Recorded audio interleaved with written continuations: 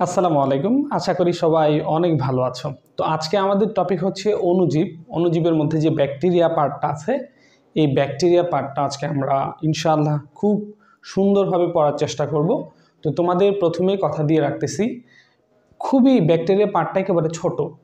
আমরা প্রথম যে ক্লাসটা করেছিলাম ভাইরাস, সেখানে প্রথমে আমরা ভাইরাস এবং ব্যাকটেরিয়ার পার্থক্য পড়েছিলাম, যেখান থেকে ভাইরাসের বৈশিষ্ট্য এবং ব্যাকটেরিয়ার বৈশিষ্ট্য পড়েছিলাম।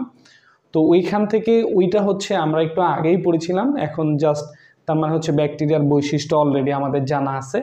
তো এখন ব্যাকটেরিয়ার মূল পার্ট থেকে মূলত যে দুইটা প্রশ্ন মূলত বেশিরভাগ আসে। একটা ব্যাকটেরিয়ার গঠন, একটি আদর্শ ব্যাকটেরিয়ার গঠন বর্ণনা করো।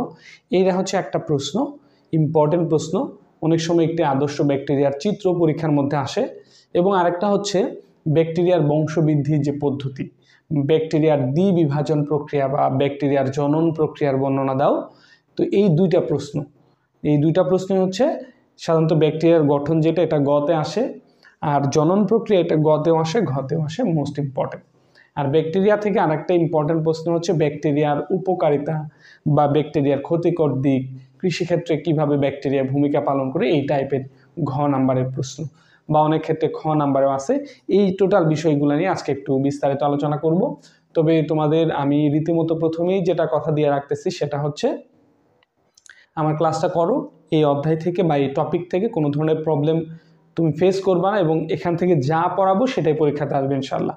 তার আগে একটা বিজ্ঞাপন দিয়ে নিচ্ছি, সেটা একাদশ দ্বাদশ শ্রেণী প্রথম পত্র সহজ বায়োলজি কিন্তু চলে আসছে। তোমরা নবম দশম শ্রেণীর যে সহজ বায়োলজি পড়েছিলা, অসাধারণ ক্যাটাগরিতে লেখা ছিল, সেমভাবে একই আঙ্গিতে একই ধরনের একইভাবে একাদশ দ্বাদশ শ্রেণীর জন্য সহজ বায়োলজি চলে আসছে প্রথম পত্র। তোমরা বইটা সংগ্রহ করতে পারো। বইটা খুবই সুন্দরভাবে সাজিয়ে গুছিয়ে দেওয়া আছে, যেটা তোমাকে ক্লাস পেতে যথেষ্ট সাহায্য করবে। তো বইটা রকমারিতে পাওয়া যাচ্ছে, wafilife.com-এ পাওয়া যাচ্ছে, অথবা আমার কাছ থেকে সরাসরি নিতে পারো, আমার সাথে হোয়াটসঅ্যাপে যোগাযোগ করতে পারো। তো আমার হোয়াটসঅ্যাপ নাম্বার মোটামুটি সবার কাছে আছে, তাও বলে দিচ্ছি 01935498807। ওকে, ফেসবুকেও মেসেজ দিতে পারো, মোহাম্মদ নুরাইন খান, এটা আমার ফেসবুক আইডি। আচ্ছা, তো এখন এই ব্যাকটেরিয়া থেকে আমাদের যে প্রথম প্রশ্ন, যেটা ব্যাকটেরিয়া থেকে প্রথম যে প্রশ্ন, সেটা একটি আদর্শ ব্যাকটেরিয়ার গঠন বর্ণনা করো। তো এটা প্রথম গ নাম্বারের প্রশ্ন। তো এটার জন্য চিত্রটা একটু ভালোভাবে আঁকা শিখতে হবে। চিত্রটাতে কিন্তু খুবই আহামরি কোনো কিছু নাই। আমি একটা ভিডিও আপলোড করব ইন্টারমিডিয়েটের সকল চিত্রগুলা নিয়ে, যে কত সহজে চিত্রগুলো আঁকা যায়। প্লিজ সেই চিত্রটার অপেক্ষায় থাকো, সেই ভিডিওটার অপেক্ষায় থাকো, সেখানে সবগুলা চিত্র কত সহজে আঁকা যায় সেটা দেখানো হবে ইনশাআল্লাহ। তো প্রথমে আমাদের চিত্রটা একটু আঁকা শিখতে হবে, এবং চিত্রটা ইন্ডিকেট করা শিখতে হবে, কোন অংশটার কি নাম সেটা একটু জানতে হবে। তো এটা যেহেতু ব্যাকটেরিয়া, আমরা জানি যে ব্যাকটেরিয়া মনেরা রাজ্যের অন্তর্গত একটা জীব, এবং ব্যাকটেরিয়া এককোষী, এবং এই ব্যাকটেরিয়া আদি কোষী। মানে ব্যাকটেরিয়ার নির্দিষ্ট কোনো নিউক্লিয়াস নাই, ব্যাকটেরিয়ার নিউক্লিয়াস সুগঠিত না। ব্যাকটেরিয়ার মধ্যে যে সাইটোপ্লাজম আছে, এই সাইটোপ্লাজমের যে বিভিন্ন ধরনের অঙ্গাণু থাকে, যেমন প্লাস্টিড, মাইটোকন্ড্রিয়া, তারপরে গোলজি বস্তু, এন্ডোপ্লাজমিক রেটিকুলাম, সেন্ট্রোজোম, লাইসোজোম, এই যে সাইটোপ্লাজমে যে অঙ্গাণুগুলা থাকে, এগুলা ব্যাকটেরিয়ার মধ্যে আসলে থাকে না, এগুলা কোনো ধরনের। তার মানে এটা ব্যাকটেরিয়ার সম্বন্ধে একটা বেসিক জিনিস, যে ব্যাকটেরিয়া মনের রাজ্যের অন্তর্গত একটা জীব। ব্যাকটেরিয়া আদি কোষী, ব্যাকটেরিয়ার নিউক্লিয়াস সুগঠিত না, ব্যাকটেরিয়ার মধ্যে যে সাইটোপ্লাজমে অঙ্গাণু আছে এগুলা কিছু থাকে না। হ্যাঁ, এটা ব্যাকটেরিয়ার সম্বন্ধে একটা বেসিক ধারণা। আচ্ছা, তো এখন আমরা একটু অঙ্গ প্রত্যঙ্গগুলো জানার চেষ্টা করি, যে ব্যাকটেরিয়ার মধ্যে যে অঙ্গগুলো আছে কোনটার নাম কি। প্রাথমিকভাবে ব্যাকটেরিয়ার চারপাশ দিয়ে একটা আবরণ থাকে। এই ব্যাকটেরিয়ার চারপাশ দিয়ে যে আবরণ আছে, এই আবরণটাকে বলা হয় ক্যাপসুল। এই আবরণটাকে বলা হয় ক্যাপসুল। তাহলে এটা হলো মূল ব্যাকটেরিয়া, এটা হলো মূল ব্যাকটেরিয়া, মূল বডি। এটার চারপাশ দিয়ে একটা আবরণ থাকে। এটা সব ব্যাকটেরিয়ার মধ্যে যে থাকবে সেটা বাধ্যতামূলক না, ব্যাকটেরিয়া থাকতেও পারে আবার নাও থাকতে পারে। তো ব্যাকটেরিয়ার চারপাশ দিয়ে একটা আবরণ থাকে, এটা ক্যাপসুল। যেমন আমরা যদি একটা বাড়ি করি, বাড়ির চারপাশে একটু ওয়াল করে দেই। কেন করে দেই? যাতে প্রতিকূল পরিবেশ থেকে আমরা সেফ থাকতে পারি। জীবজন্তু, ইভেন চোর বাটপার, এরা যেন সরাসরি বাড়ির ভিতরে ঢুকতে না পারে। একটা প্রতিবন্ধকতা, প্রতিকূল পরিবেশ থেকে রক্ষা করে। অনেক সময় তুফানের ক্ষেত্রে, ঝড় তুফানের ক্ষেত্রেও এই চারপাশ দিয়ে ওয়ালগুলো মারাত্মক মানে আমাদের গুরুত্বপূর্ণ ভূমিকা পালন করে, অনেকটা এরকমই। এই যে ক্যাপসুলের যে আবরণটা এটা চারপাশ দিয়ে যে হয়, এটা হলো ব্যাকটেরিয়াটাকে চারপাশের প্রতিকূল পরিবেশ থেকে কি করে, রক্ষা করে। আচ্ছা, এই ক্যাপসুল কি দ্বারা তৈরি? এটা সাধারণত হচ্ছে পলিস্যাকারাইড বা হচ্ছে পলিপেপটাইড দ্বারা তৈরি। আমি যদি পলিপেপটাইড মানে হচ্ছে প্রোটিন, পলিস্যাকারাইড মানে হলো শর্করা, তাহলে সহজ ভাষায় যদি বলি শর্করা এবং হচ্ছে প্রোটিন দ্বারা তৈরি। এটা হলো প্রাথমিকভাবে এই ক্যাপসুল আবরণটা আসলে থাকে না।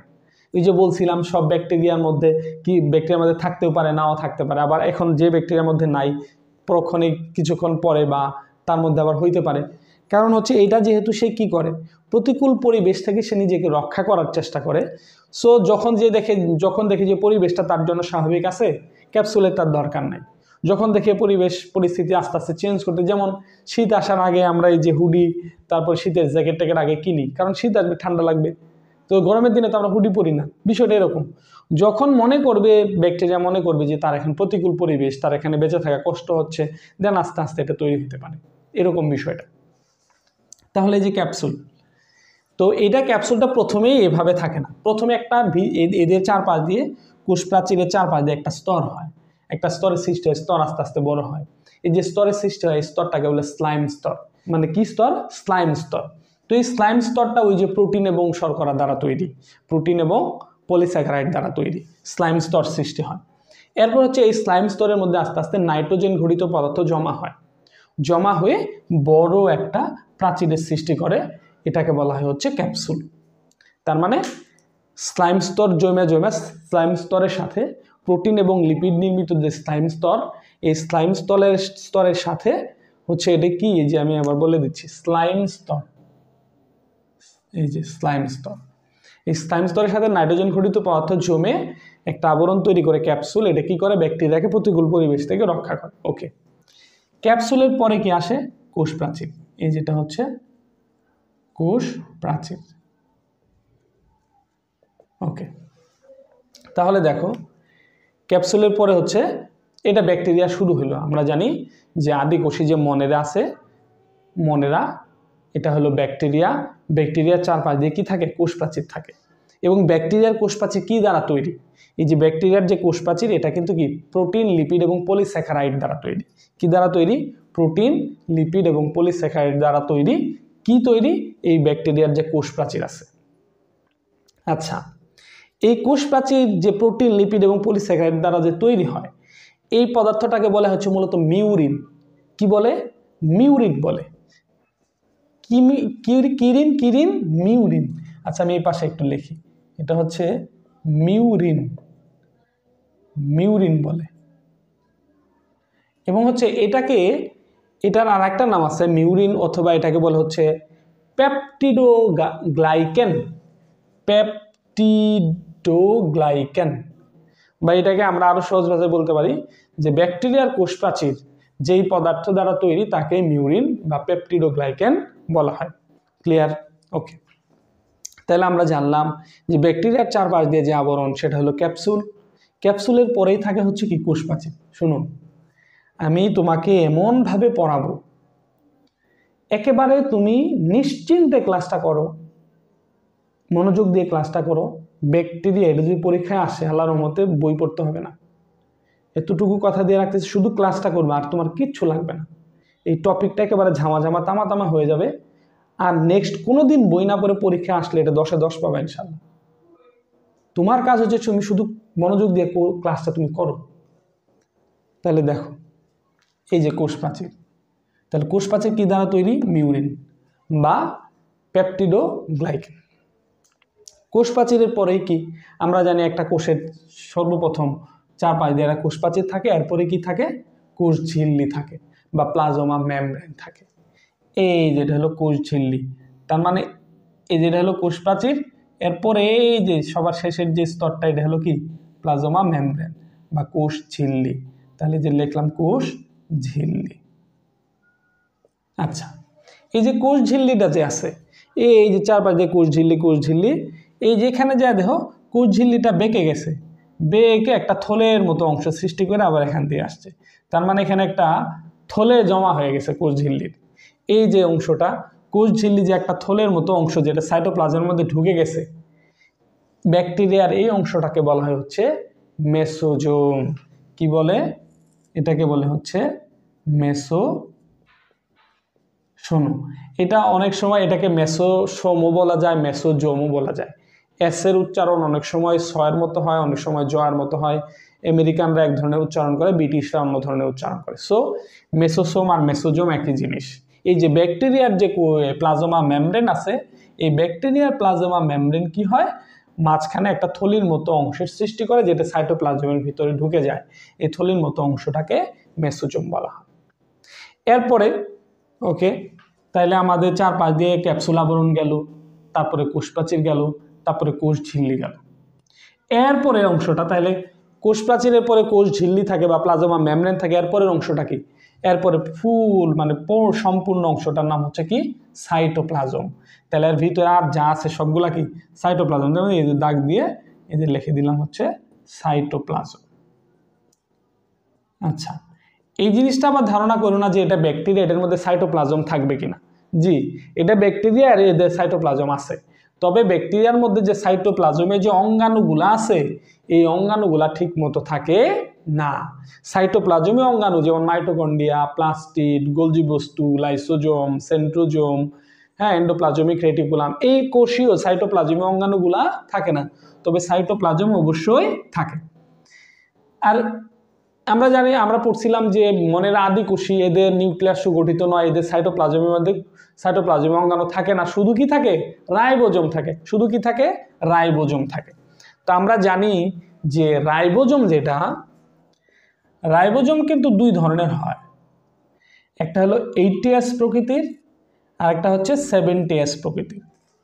তো এটা আমরা যখন প্রথম অধ্যায়ে রাইবোজোম পড়ছি বা হচ্ছে আমরা পড়ব, তখন এটা আমরা ভালোভাবে খেয়াল করব যে ব্যাকটেরিয়া বা আদি কোষের মনের রাজ্যের যে রাইবোজোম, এই যে ব্যাকটেরিয়ার রাইবোজোম হচ্ছে 70S প্রকৃতির, এবং হচ্ছে প্রকৃত কোষের যে রাইবোজোম, এই যে মানুষ, প্রাণী, উদ্ভিদ, এদের যে রাইবোজোম, এটা হচ্ছে 80S প্রকৃতির। এবং এই এসের একটা চমৎকার হিসাব আসে, সেটা হলো কি? এই যে 60+40, এটা হচ্ছে 60S + 40S মিলে হচ্ছে 80S হয়, এবং হচ্ছে 50S + 30S মিলে হচ্ছে 70S হয়।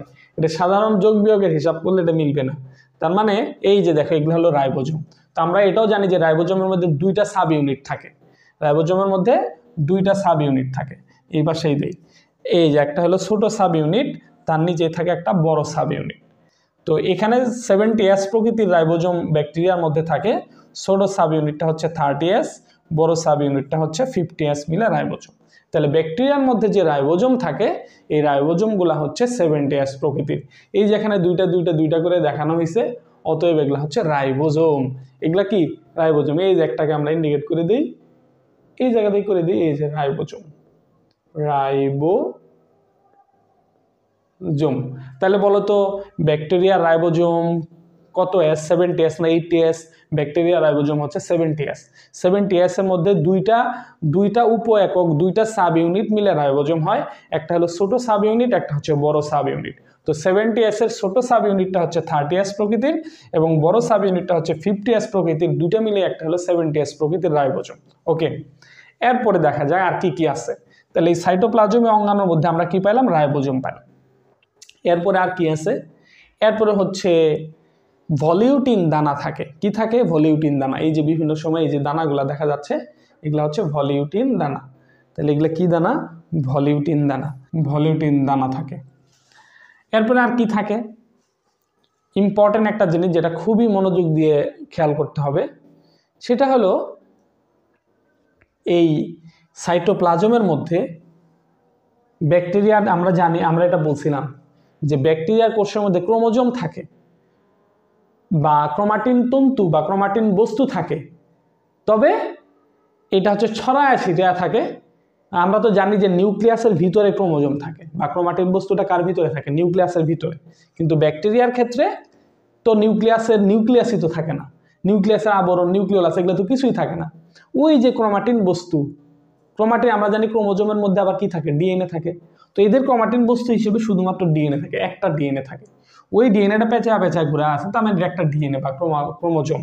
তো এটা আমরা ডাকতে পারি এটা ক্রোমোজোম বা ক্রোমাটিন বস্তু।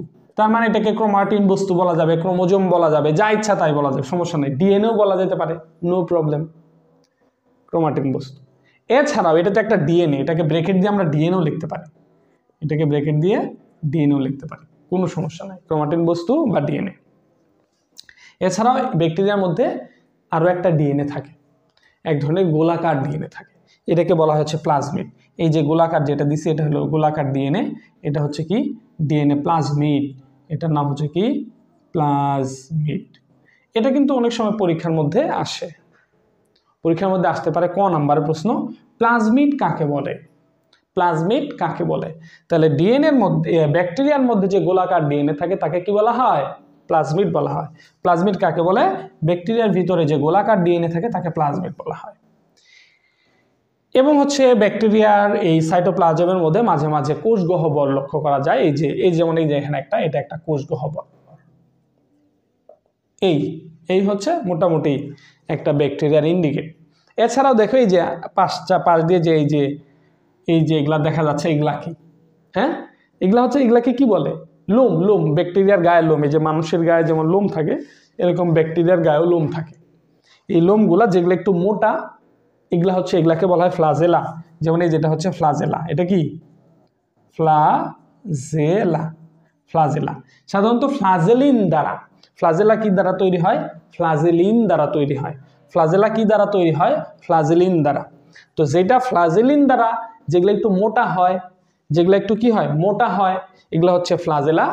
আর কিছু কিছু আছে চিকন, এই যে চিকন যেগুলা, এগুলো হচ্ছে পিলি। এই চিকনগুলোর নাম কি, পিলি। যেমন এই পিলির মধ্যেও আবার একটু দুই ধরনের পিলি থাকে, অত কিছু জানার দরকার নাই। তাহলে ফ্লাজেলার মধ্যে যেগুলো একটু মোটা থাকে, ফ্লাজেলিন দ্বারা তৈরি, এগুলা হচ্ছে ওই ফ্লাজেলা, এবং এগুলো হচ্ছে মোটা সুতার মতো। আর কিছু চিকন যে সুতাগুলো থাকে, এগুলো হচ্ছে পিলি, এগুলো সাধারণত চলাচলে সাহায্য করে। আচ্ছা, তাহলে হচ্ছে ফ্লাজেলা কি দ্বারা তৈরি, ফ্লাজেলিন নামক প্রোটিন দ্বারা তৈরি হচ্ছে ফ্লাজেলা। আর পিলি কি দ্বারা তৈরি, পিলি হচ্ছে পিলিন দ্বারা তৈরি, পিলিন নামক প্রোটিন দ্বারা তৈরি। তাহলে ফ্লাজেলা হচ্ছে ফ্লাজেলিন নামক প্রোটিন দ্বারা তৈরি, ফ্লাজেলিন। আর পিলি হচ্ছে পিলিন নামক প্রোটিন দ্বারা তৈরি, পিলিন। এগুলা কি, প্রোটিন। তো এই পিলি যেটা, এটা অনেক সময় জননে সাহায্য করে, ব্যাকটেরিয়ার জননের ক্ষেত্রে এই পিলিটা অনেক সময় সাহায্য করে। এছাড়া এভারেজ ফ্লাজেলা এবং পিলির কাজ হচ্ছে চলাচলে সাহায্য করা, কোনো কিছুকে আঁকড়ে ধরে থাকা, এই টাইপের কাজগুলো সাধারণত করে। আমরা যেমন হাত এবং পায়ের যে কাজগুলো করি, এরকম ব্যাকটেরিয়া হাত এবং পায়ের কাজটাই ফ্লাজেলা এবং পিলি দ্বারা করে। এই হচ্ছে একটি আদর্শ ব্যাকটেরিয়ার গঠন। তাহলে দেখো আমরা মোটামুটি এখন সব কিছু চিনে ফেলছি এবং কোনটা কি দ্বারা তৈরি এগুলা জেনে ফেলছি। তাহলে আমরা যদি এটা আরেকটু ভালোভাবে বোঝার চেষ্টা করি, সেটা হচ্ছে ক্যাপসুল। ক্যাপসুল হচ্ছে ব্যাকটেরিয়ার চারপাশ দিয়ে একটা আবরণ, যেটা প্রোটিন এবং লিপিড দ্বারা তৈরি হয়। এটা হচ্ছে প্রথমে হচ্ছে স্লাইম স্তরে সৃষ্টি হয়, এরপরে নাইট্রোজেন ঘটিত পদার্থ জমা হয়ে এটাকে কি করে, ক্যাপসুলে পরিণত করে, যেটা হলো ব্যাকটেরিয়াকে প্রতিকূল পরিবেশ থেকে রক্ষা করে। এরপরে কোষপ্রাচীর, ব্যাকটেরিয়ার কোষপ্রাচীর আমরা জানি প্রোটিন, লিপিড এবং পলিস্যাকারাইড দ্বারা ব্যাকটেরিয়ার কোষপ্রাচীর তৈরি হয়, এবং এই যে পদার্থগুলো এগুলোকে একত্রিত হয়ে কি তৈরি করে, মিউরিন তৈরি করে বা পেপটিডোগ্লাইকেন তৈরি করে। আচ্ছা, এই পেপটিডোগ্লাইকেন বা মিউরিন পদার্থ দ্বারা এই কোষপ্রাচীর তৈরি হয়। কোষপ্রাচীরের উপরে প্লাজমা মেমব্রেন থাকে, এবং প্লাজমা মেমব্রেনের একটা ভাঁজ সৃষ্টি হয়, থলের মতো অংশ সৃষ্টি হয়, যেটা সাইটোপ্লাজমের ভিতরে ঢুকে যায়। এই থলের মতো অংশটাকে কি বলা হয়, মেসোজোম বলা হয়। এরপরে এর সাইটোপ্লাজমের মধ্যে ক্রোমাটিন বস্তু থাকে, সাধারণত ক্রোমাটিন বস্তু হিসেবে একটা ডিএনএ থাকে, এবং এর ভিতরে ভলিউটিন দানা থাকে, এবং একটা গোলাকার ডিএনএ থাকে, সেটাকে প্লাজমিড বলা হয়। এবং পুরা ব্যাকটেরিয়ার ভিতর, সাইটোপ্লাজমের ভিতর মাঝে মাঝে কিছু কোষ গহ্বর লক্ষ্য করা যায়, এবং হচ্ছে ব্যাকটেরিয়ার চারপাশ দিয়ে ফ্লাজেলিন নামক প্রোটিন দ্বারা ফ্লাজেলা থাকে, এবং হচ্ছে পিলিন নামক প্রোটিন দ্বারা তৈরি পিলি থাকে, যেটা হচ্ছে চলাচলের ক্ষেত্রে কোনো কিছুকে আঁকড়ে ধরে থাকার ক্ষেত্রে সাহায্য করে। আর পিলি যেটা আছে, এটা অনেক সময় জননের ক্ষেত্রেও সাহায্য করে। এই হচ্ছে মোটামুটি ব্যাকটেরিয়া। আশা করি একেবারে ক্লিয়ার হয়েছে, এর বিষয়ে আর কোনো ঝামেলা আর কোনো ধরনের সমস্যা বুঝি না এই ধরনের কোনো কিছু থাকার কথা না। আমি তোমাদের বারবার বলছি যে আমি যেটা বুঝামো ওইটা একেবারে রুট লেভেল থেকে বুঝামো, ছোট একটা বাচ্চা পড়েও যেন এটা বুঝে। আচ্ছা, ব্যাকটেরিয়া, তাহলে এটা ধরো আমি পরীক্ষার মধ্যে আসছে, আমি পরীক্ষার মধ্যে কিভাবে লিখবো, পরীক্ষার মধ্যে আমি কিভাবে লিখবো। যেমন আমি তোমাদের যে কোনো একটা বই তোমরা থাকো, সাধারণত আবুল হাসান স্যারের বই পড়ে, আমার কাছে এখন একটা আব্দুল আলিম স্যারের বই আছে, এই বইটাও ভালো, একই ক্যাটাগরির সবই লেখা। দেখো আমি তোমাদের ব্যাকটেরিয়ার বর্ণনাটা দেখাই বইয়ের মধ্যে, এনসিডিবি কর্তৃক বইয়ের মধ্যে কিভাবে দেওয়া আছে। দেখো বর্ণনাটা এই পাশ থেকে শুরু হয়েছে, এই যে একটা আদর্শ ব্যাকটেরিয়ার গঠন, এতটুকু বর্ণনা দেওয়া আছে, ফুল এই পৃষ্ঠা বর্ণনা দেওয়া আছে, এই পৃষ্ঠার এই জায়গায় যা বর্ণনাটা শেষ হয়েছে। তাহলে তুমি দেখো এটা একটা এনসিডিবি কর্তৃক বই এবং সর্বজন গ্রহণযোগ্য একটা বই।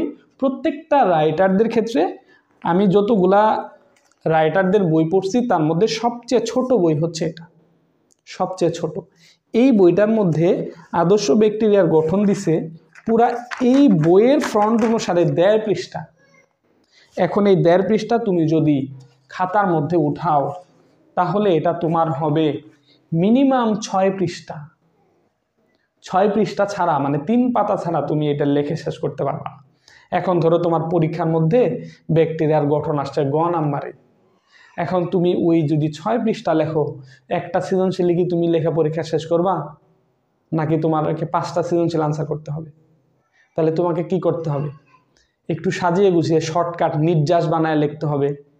বইয়ের মধ্যে অনেক বড় তথ্য আছে, ওইটাকে তোমাকে শর্ট করতে হবে, চুম্বক অংশ বানাইতে হবে, এবং এইভাবে বুঝে বুঝে এই যে আমি যেভাবে বললাম এভাবে তুমি বর্ণনাটা লিখবা।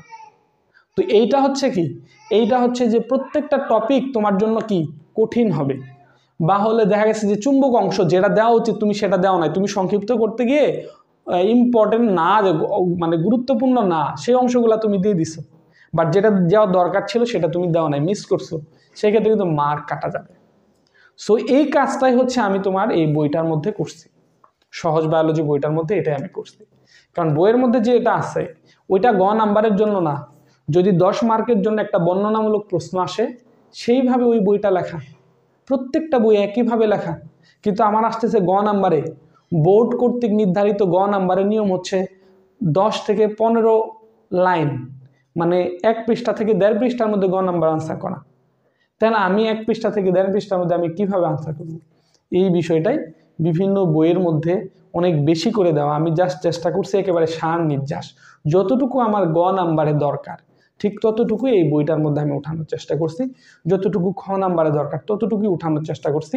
এটা হচ্ছে একেবারে সহজে, খুব সহজে অল্প পরিশ্রমে মানে A+ পাওয়ার একটা নিনজা টেকনিক হচ্ছে এই বই। এবং হচ্ছে এই বইটার মধ্যে থেকে আমি আশাবাদী, তোমাদের তো 8টা সৃজনশীল পরীক্ষায় আসে, 5টা সৃজনশীলে আনসার করতে হয়, 8টা সৃজনশীলে প্রত্যেকটা সৃজনশীলের মধ্যে 4টা করে প্রশ্ন, 4টা 32টা প্রশ্ন। এই ছোট্ট একটা বই, বইটার মধ্যে পৃষ্ঠা সংখ্যা হচ্ছে 244 পৃষ্ঠার একটা বই, এবং অত ছোট ছোট লেখা না, বড় বড় ফন্টে লেখা, তোমাদের বোর্ড বইয়ের চেয়ে বড় ফন্টে লেখা। এই 244 পৃষ্ঠার বইটার মধ্যে থেকে তুমি 8টা সৃজনশীলের যে 32টা কোশ্চেন আছে, 32টা কোশ্চেনই তুমি এখান থেকে কমন পাবা, এতটুকু বিশ্বাস আমার মধ্যে আছে, এবং ইনশাল্লাহ এমনটাই হবে। ঠিক আছে, বা এনি চান্স 2-1টা কোশ্চেন মিস হইতে পারে, ধরো 30টা কোশ্চেন বা 28টা কোশ্চেন কমন পড়ছে, তা থেকে আমার 5টা সৃজনশীল আনসার করতে হবে, 5টার মধ্যে কয়টা থাকে, 4-5 20টা কোশ্চেন কমন পড়লেই তো না। এবং প্রত্যেকটা কোশ্চেনে সাজানো গোছানো সংক্ষিপ্ত আকারে নির্যাস এখানে দেওয়া আছে, যেটা হলো মানে জাস্ট গ নাম্বারে যতটুকু দরকার, ঘ নাম্বারে যতটুকু দরকার ততটুকু এখানে দিছি। এতক্ষণ যাবত এই বইটা এই জন্য বললাম যে আমার কিছু ব্যবসা অবশ্যই অবভিয়াসলি আছে, তুমি বইটা নিলে তো আমার কিছু লাভ হবে, বাট আমার চেয়ে তোমার বেশি লাভ হবে, তোমার অনেক পরিশ্রম এই বইটা কমায় দিবে। আর কিচ্ছু বলবো না, নিলে নিবা, না নিলে নাই। রকমারিতে আছে, ওয়াফিতে আছে, এবং রকমারি এবং ওয়াফিতে এই বইটার ভিতরের কিছু অংশ দেওয়া আছে যেটা তুমি পড়ে পড়ে দেখতে পারো যে আসলে আমি যা বলছি ঠিক কিনা। 7-8টা পেজ দেওয়া আছে, পড়তে পারো। আচ্ছা, এখন ধর এটা গ নাম্বারের মধ্যে আসছে, আমি হচ্ছে এটা কিভাবে আনসার করব। তুমি যদি আমার ক্লাস করো এবং নোট করো, বই যদি না নাও কোনো সমস্যা নাই, বাট নিয়মিত রেগুলার ক্লাস করে করে নোটগুলা করতে হবে। বাট বইটা থাকলে আর নোট করা লাগবে না। তাহলে দেখো এটা গ নাম্বারের জন্য আসছে। এখন আমি কিভাবে এটা আনসার করব? তাহলে আমি লিখব, ধরো গ নাম্বার আসছে একটি আদর্শ ব্যাকটেরিয়ার গঠন বর্ণনা করা। আমি সহজ ভাষা বললাম, বা উদ্দীপকের মধ্যে ব্যাকটেরিয়ার সংক্রান্ত কিছু বলছে যে আদিকোষী এই টাইপের, বা বলছে যে এইটা হচ্ছে এককোষী এবং আদিকোষী, এবং হচ্ছে এটা বিভিন্ন রোগ সৃষ্টি করে, ব্যাকটেরিয়া গঠিত কিছু রোগ দিয়ে দিল দুই একটা, বললো যে এই রোগটার সৃষ্টির কারণ হয়, বা হচ্ছে এই মনেরা রাজ্যের যে জীবটা আছে এইটার আদর্শ গঠন বর্ণনা করো। তার মানে আমি প্রশ্নটাকে সহজ করলে যেটা দাঁড়াবে সেটা হচ্ছে একটি আদর্শ ব্যাকটেরিয়ার গঠন বর্ণনা করো। তাহলে আমি প্রথমে লিখব, উত্তরটা শুরু হলো যে ব্যাকটেরিয়া হচ্ছে মনেরা রাজ্যের অন্তর্গত একটি আদিকোষী জীব। ব্যাকটেরিয়ার নিউক্লিয়াস সুগঠিত নয়, এই জন্য এটাকে আদিকোষী বলা হয়। নিচে একটি আদর্শ ব্যাকটেরিয়ার গঠন বর্ণনা করা হলো।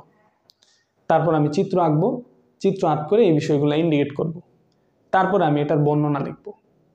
বর্ণনাটা কিভাবে লিখব? এই যে শুরু হলো যে ব্যাকটেরিয়ার চারপাশ দিয়ে প্রোটিন এবং পলিস্যাকারাইডের তৈরি এক ধরনের আবরণের সৃষ্টি হয়। এই আবরণটাকে বলা হয় স্লাইম স্তর। স্লাইম স্তরের সাথে নাইট্রোজেন ঘটিত পদার্থ জমা হয়ে আরও একটি বড় আবরণের সৃষ্টি করে, এটাকে বলে ক্যাপসুল। এটি ব্যাকটেরিয়াকে প্রতিকূল পরিবেশ থেকে রক্ষা করে। এটা 1 নাম্বার পয়েন্ট। পয়েন্ট আকারে লিখবা, খুব সুন্দর হবে। প্রত্যেকটা টপিক এই বইয়ের মধ্যে পয়েন্ট আকারে দেওয়া আছে। এই যে দেখাচ্ছে, দেখো এই যে ব্যাকটেরিয়ার গঠন, এই যে পয়েন্ট আকারে দেওয়া আছে। প্রত্যেকটা গ নাম্বার প্রশ্ন 1, 2, 3 এভাবে পয়েন্ট আকারে লেখা আছে। আচ্ছা, যেটা হলো পারফেক্টলি গতে 3-এ 3 পাওয়ার জন্য যেভাবে আনসার করতে হয়। এরপরে হচ্ছে কোষ প্রাচীর। ব্যাকটেরিয়ার এই ক্যাপসুলের পরে হচ্ছে কোষ প্রাচীর থাকে, প্রোটিন এবং লিপিড এবং পলিস্যাকারাইড দ্বারা তৈরি, বা মিউরিন বা পেপটিডোগ্লাইকেন দ্বারা তৈরি কোষ প্রাচীর থাকে। কোষ প্রাচীরের থাকে পরে অবস্থান করে প্লাজমা মেমব্রেন। প্লাজমা মেমব্রেন ভাঁজ হয়ে সাইটোপ্লাজমের মধ্যে ভিতরে ঢুকে যায় এবং থলির মতো গঠন সৃষ্টি করে, এটাকে মেসোজোম বলা হয়। আর সাইটোপ্লাজমের ভিতরে বিভিন্ন ধরনের অঙ্গাণু থাকে। এই সাইটোপ্লাজমের অঙ্গাণুর মধ্যে যেমন রাইবোজোম থাকে, কোষগহ্বর থাকে এবং ক্রোমাটিন বস্তু থাকে, এবং হচ্ছে এক ধরনের গোলাকার ডিএনএ থাকে যেটাকে প্লাজমিড বলা হয়।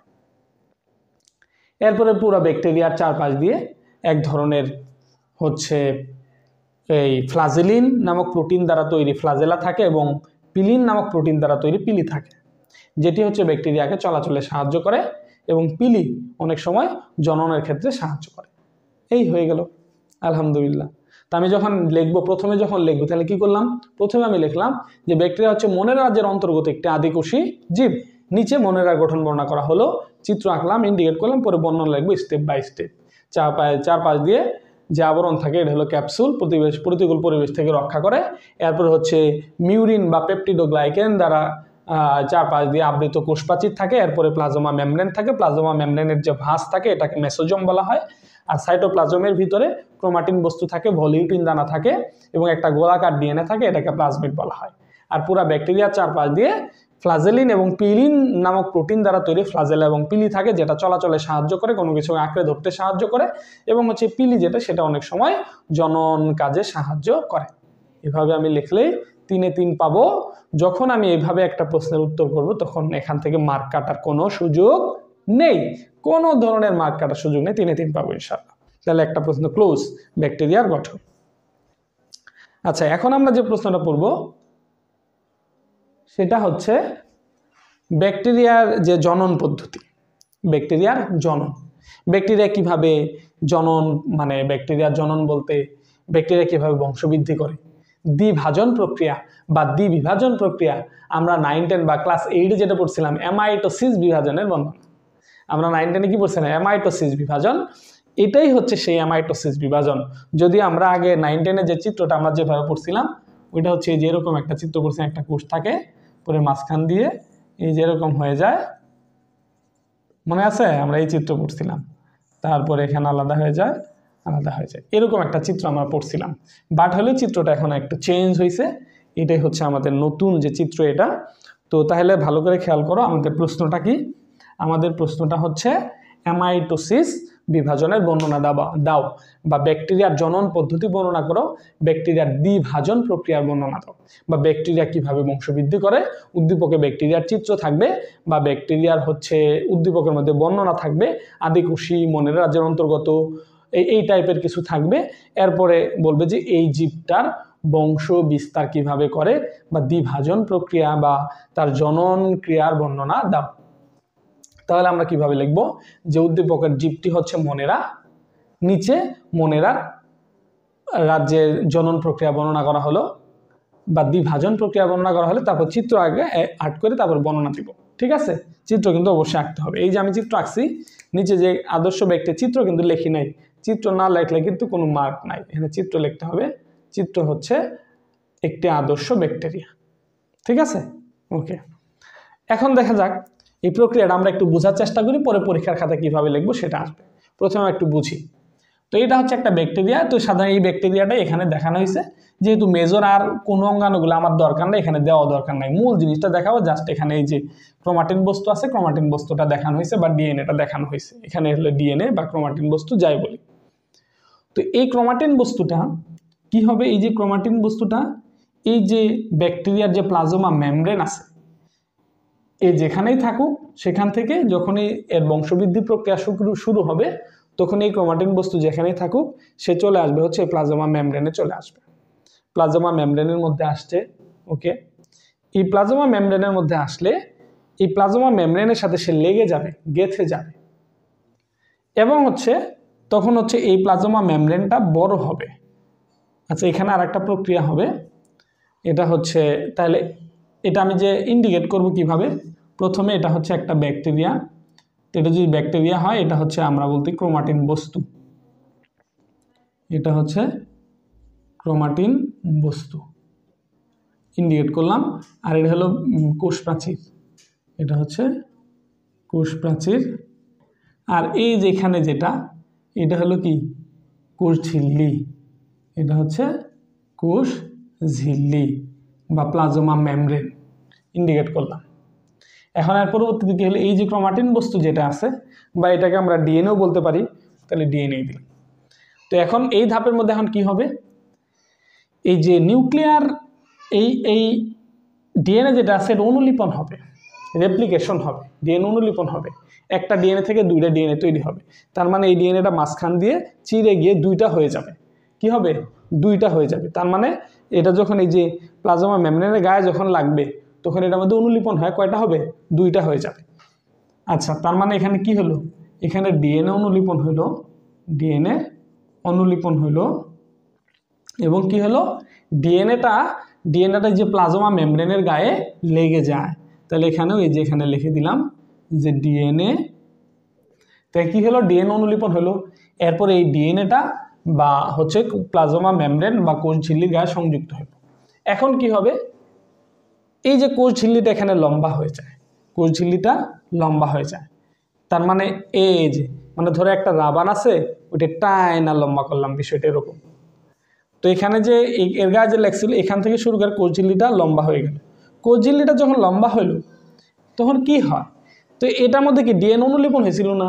তার মানে কি হয়েছিল, আগে একটা ডিএনএ ছিল অলরেডি, একটা ডিএনএ থেকে কি হয়েছে, দুইটাতে পরিণত হয়েছে, একটা থেকে দুইটা হয়ে গেছে। বাট এটা বোঝা যাচ্ছে না, দেখা যাচ্ছে না। কিন্তু ধরো আমি এমনি করে দাঁড়ায় আছি, আমার পিছনে ঠিক আর একটা মানুষ দাঁড়ায় আছে, তুমি সামনে থেকে কিন্তু দেখতে পারবা না। বাট ও যখন একটু সরে যাব তখন দেখা যাবে, বিষয়টা এরকম। এটা কিন্তু অলরেডি দুইটা হয়ে আছে, অনুলিপন হয় দুইটা হয়ে আছে, আমরা দেখতে পাচ্ছি না। যখনই এটা গায়ে লেগে গেছে এবং প্লাজমা মেমব্রেন যখন দুই দিকে সরে গেছে, সাথে সাথে ওই যে পিছন দিকে যে আরেকটা ছিল, ওই একটা এই পাশে চলে আসছে, একটা এই পাশে চলে গেছে। এই যে এখন স্পষ্ট দুইটা দেখা যাচ্ছে। তাহলে এখানে কি হলো, এই যে কোষ ঝিল্লির কি হলো, প্রসারণ হলো। এখানে কি হলো, কোষ ঝিল্লির কি হলো, প্রসারণ হলো, কোষ ঝিল্লির প্রসারণ হলো, এবং দুইটা যে ডিএনএ আছে দুই প্রান্তের দিকে চলে গেল। এখন কি হবে, এই যে কোষ ঝিল্লি যে মাঝখানে যে অতিরিক্ত প্রসারিত কোষ ঝিল্লি যেটা আছে, এটা কি হবে, ভিতরের দিকে চলে যাবে। এই যে ভিতরের দিকে একটা খাঁজের সৃষ্টি করবে। আমরা লিখতে পারি যে খাঁজের সৃষ্টি, এটা হলো কি, ওকে। এই যে খাঁজের সৃষ্টি হলো, এক সময় কি হবে, এই যে দুইটা, এই যে খাঁজটা সরাসরি এখান থেকে এটার সাথে মিলিত হয়ে দুইটা হচ্ছে দুইটা কোষ আলাদা হয়ে যাবে। আলাদা হইলে এই যে দুইটা আলাদা হয়ে গেল, এখানে একটা ডিএনএ পড়লো, এখানে একটা ডিএনএ পড়লো, তার মানে যে ডিএনএ মানে দুইটা কোষ সৃষ্টি হলো, তার মানে যে অপত্য কোষের সৃষ্টি হলো, অপত্য কোষ সৃষ্টি হলো।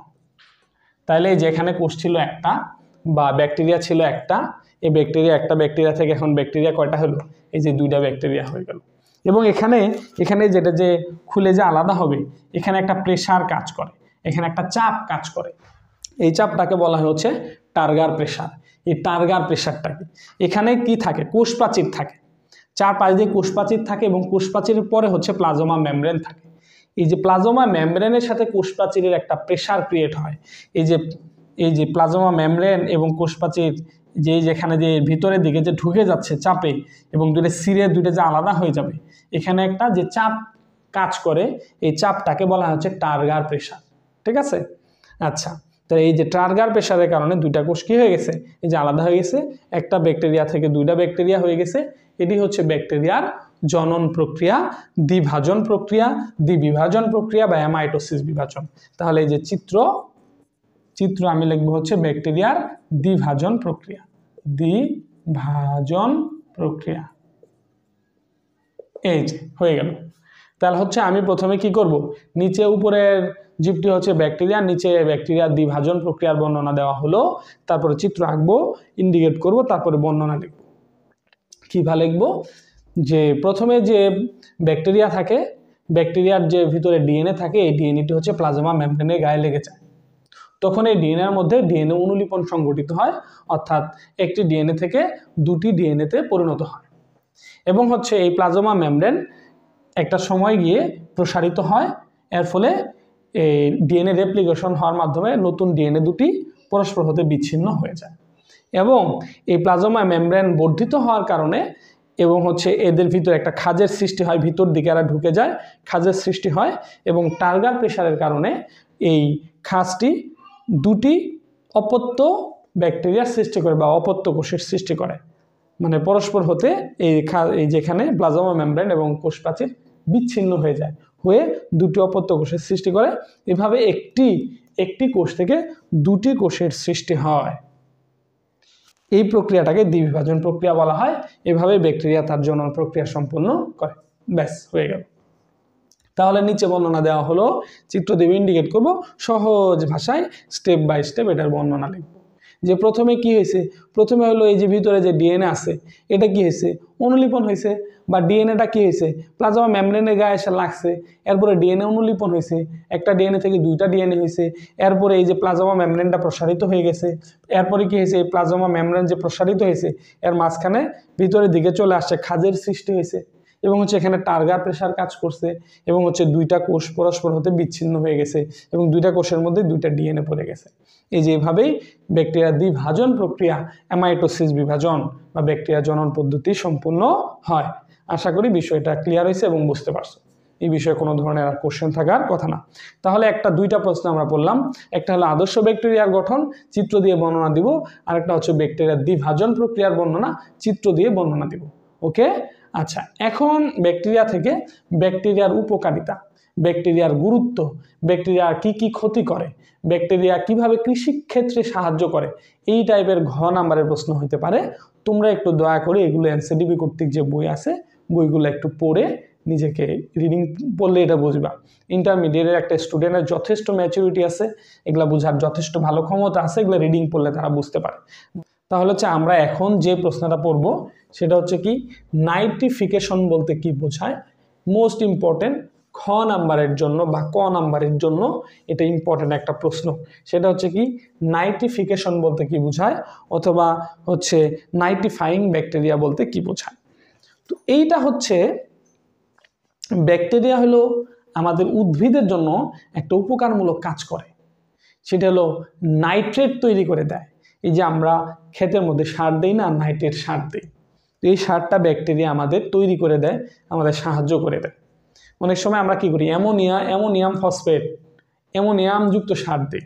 তো ব্যাকটেরিয়া কি করে, অ্যামোনিয়া যে আছে NH3, এই যে অ্যামোনিয়া, এই অ্যামোনিয়াটাকে নাইট্রেটে রূপান্তরিত করে। যে নাইট্রেটটা হলো উদ্ভিদের জন্য খুবই দরকারি এবং হচ্ছে উদ্ভিদ ওই নাইট্রেটটাকে গ্রহণ করে, যেটা সার হিসেবে কাজ করে। তো যেটা হলো ব্যাকটেরিয়া আমাদের হেল্প করে। তো এই যে অ্যামোনিয়া থেকে যে নাইট্রেট তৈরি হবে, অ্যামোনিয়া থেকে নাইট্রেট তৈরি হবে সাধারণত দুইটা ধাপে হয়। এই অ্যামোনিয়াটা অক্সিজেনের সাথে বিক্রিয়া করে প্রথমে হচ্ছে নাইট্রাইট তৈরি করে, এটা হচ্ছে কি নাইট্রাইট। এরপরে এই নাইট্রাইট আবার কি করে, আবার অক্সিজেনের সাথে যুক্ত হয়ে নাইট্রেট তৈরি করে, এই যে নাইট্রেট। তাহলে অ্যামোনিয়া থেকে নাইট্রেট তৈরির পদ্ধতিকেই নাইট্রিফিকেশন বলা হয়।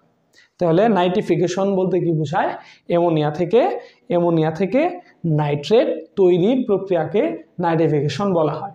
এবং এই প্রক্রিয়াটাতে সাহায্য করে ব্যাকটেরিয়া। কে সাহায্য করে? ব্যাকটেরিয়া। যেই ব্যাকটেরিয়ারা এই নাইট্রিফিকেশনে সাহায্য করে সেই গুলোকে বলা হয় নাইট্রিফাইং ব্যাকটেরিয়া। তাহলে দেখো নাইট্রিফিকেশন কি, অ্যামোনিয়া, এটা যদি আমি খ নাম্বারের জন্য লিখি তাহলে আমি প্রথমে লিখব সংজ্ঞা, যে অ্যামোনিয়া থেকে নাইট্রেট তৈরি হওয়ার প্রক্রিয়াকে নাইট্রিফিকেশন বলা হয়। তো এই প্রক্রিয়াতে সাধারণত অ্যামোনিয়া অক্সিজেনের সাথে যুক্ত হয়ে নাইট্রাইট গঠন করে এবং নাইট্রাইট আবার অক্সিজেনের সাথে যুক্ত হয়ে নাইট্রেট গঠন করে। এই প্রক্রিয়াটি হচ্ছে নাইট্রিফিকেশন। হয়ে গেল। আর নাইট্রিফাইং ব্যাকটেরিয়া বলতে কি বোঝায়, এই নাইট্রিফিকেশন প্রক্রিয়ার জন্য যে ব্যাকটেরিয়াগুলো সাহায্য করে ওই ব্যাকটেরিয়াগুলোকে নাইট্রিফাইং ব্যাকটেরিয়া বলা হয়। তো এই টপিকটা একটু আলোচনা করার বিষয় ছিল, আর বাকিগুলা রিডিং পড়লে বুঝে নেবা। তাহলে ব্যাকটেরিয়া থেকে যে ইম্পর্টেন্ট প্রশ্নগুলো যেগুলো সাধারণত পরীক্ষাতে বারবার আসে এবং যেগুলো আমাদের অবশ্যই জানতে হয়, সেটা একটা হচ্ছে ব্যাকটেরিয়ার বৈশিষ্ট্য, এবং হচ্ছে ব্যাকটেরিয়া এবং ভাইরাসের যে পার্থক্য, এবং হচ্ছে একটি আদর্শ ব্যাকটেরিয়ার গঠন, এবং হচ্ছে ব্যাকটেরিয়ার বিভাজন প্রক্রিয়া, ব্যাকটেরিয়ার জনন প্রক্রিয়া, এবং হচ্ছে ব্যাকটেরিয়ার গুরুত্ব। তা আশা করি প্রত্যেকটা টপিক একেবারে খুঁটিনাটি তোমাদের বোঝানো হয়েছে। আশা করি এই অণুজীব থেকে মানে ব্যাকটেরিয়া অংশ থেকে আর কোনো ধরনের সমস্যা নাই। সো আজকের অধ্যায়টা এই পর্যন্তই, আবার আমরা অন্য কোনো টপিক নিয়ে পড়বো। ততক্ষণ পর্যন্ত আমার সঙ্গে থাকো। আল্লাহ হাফেজ।